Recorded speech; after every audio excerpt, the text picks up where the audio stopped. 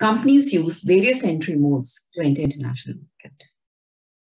In this session, we will learn about various modes of entry used by companies to have their presence in the global market. To enter foreign market, companies use following entry strategy: export, or various forms of collaborative arrangements like franchising, licensing, joint ventures, turnkey operations. Wholly owned subsidiary and mergers and acquisitions are also form of entry modes used by companies to enter the foreign market. Exports is the simplest form of market entry strategy where company use the production facility in the domestic market to fulfill the product demand in the overseas market. Companies can either directly export the product themselves, known as direct exports, or can use the services of agent, buying houses, etc., to indirectly export their product to the foreign market. Exports is preferred by companies in the conditions when there is a high political risk in foreign market, volume of export business is not large, cost of production is high in foreign market, company does not have a long-term interest, and there are restrictions on foreign investment in the overseas market. Advantages of export are that the companies can utilize the existing production facility in the home market for selling the product in the foreign market. Company can achieve experience curve and location economies without even having physical presence in the overseas market. However, disadvantages of exports are that the companies have to face high competition from exporters from other countries. High transportation cost is incurred in shipping goods from one country to another, and tariff barrier leads in increase in landed cost of product in the overseas market. Licensing is a contractual agreement where licensor grants rights to intangible property in form of patents, copyright, trademark, etc. to another firm known as licensee in host country to produce or sell a product for a specified period of time. Licensee pays royalty to the licensor. Coca-Cola and Pepsi are globally produced and sold by local bottlers in different countries through licensing agreements. Advantages of licensing is that it is a good option for entering unfamiliar markets or countries which are politically volatile or unstable. There is no need to establish own enterprise in overseas market. No capital investment is required. It is a good option to enter countries that have restrictions on investment from other countries. Disadvantages of licensing are that the companies using this entry mode do not have control on manufacturing and marketing of their products or services in the overseas market. At times, companies lose technical know-how to companies in overseas market. Franchising is also a type of contractual agreement where franchisor grants rights to intangible property in the form of trademark to another company known as franchisee in host country to sell a product or service. Franchisee pays royalty to the franchisor for using their trademarks. KFC, McDonald's, Burger King, and many other companies in fast food sector use franchising to enter new markets.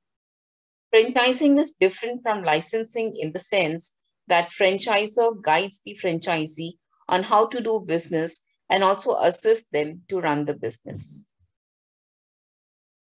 Advantages of franchising is that cost and risk of establishing companies in overseas market is not much.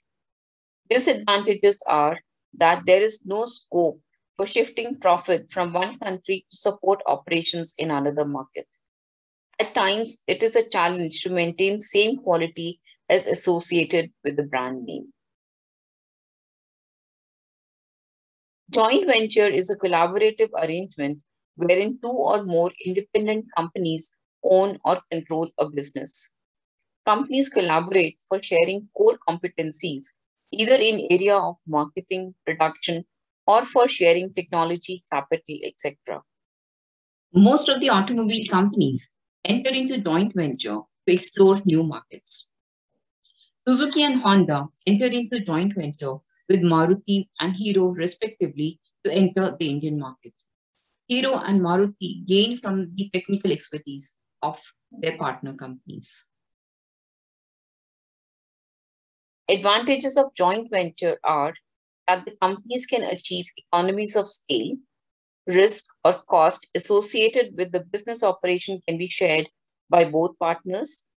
Partners can leverage from each other's knowledge. Competitions can be easily managed. Local partner can support in managing political risk. And at times, companies collaborate with competitors to reduce competition in the overseas market. There are disadvantages of joint venture as there is risk of losing technology. Partner from host country may not have experience curve advantage. And lastly, there can be conflict due to shared ownership. In case of turnkey projects, one company agrees to handle every detail of project with regard to planning and execution of a project for another company in host country. After completing the project, the key is handed over to the client, hence the name turnkey project. Company is paid for executing the project. Turnkey projects are common in petroleum refining, construction, power generation industry, etc., where oil refinery or power plants are set up by company in the foreign market. Advantages of turnkey projects are that the companies can capitalize on their expertise. This mode of entry is used in countries that have restrictions on FDI. Disadvantages of turnkey projects are that companies loses long-term interest in the foreign country, and by sharing their expertise, they may create a competitor. In case of wholly owned subsidiary, operations of a company in host country are owned and controlled by the parent company. There are no collaborations. To enter the overseas market, companies either do greenfield investment or acquire companies in the host country. American Express Bank in India is a wholly owned subsidiary of American Express Bank in US. Advantages of wholly owned subsidiary are that there is a full control on operations in host country.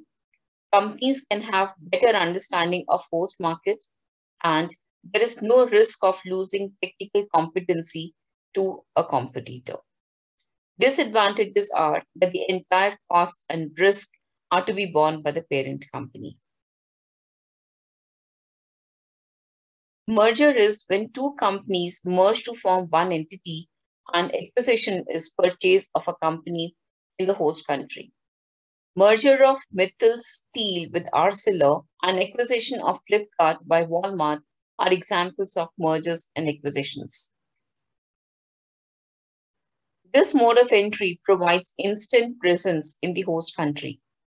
Other advantages of this entry mode is that it provides access to technology of the merged acquired company and also access to talent of acquired merged company. It helps in preempting the competitor and helps in reducing competition as competitors can be acquired or can be merged with.